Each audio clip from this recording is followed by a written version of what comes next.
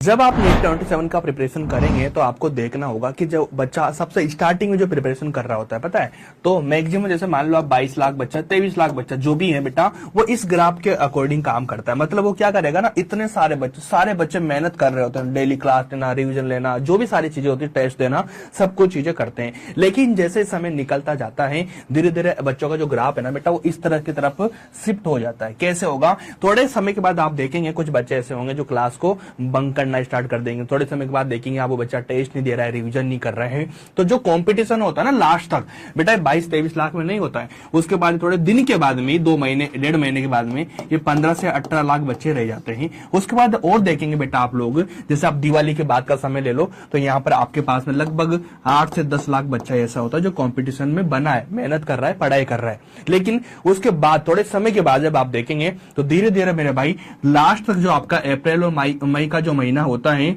उसमें आप 1 से 2 लाख बच्चे ऐसे होते हैं जो रियल में कंपटीशन में रियल में मेहनत कर रहे हैं। और आपको बेटा मैं गारंटेड कह रहा हूं कि आपको स्टार्ट यहां से होना है, लेकिन नीट 27 में आपको यहां तक आना है। ये वाले जो बच्चा है ना, इस वाली लिस्ट में आपको बने रहना है।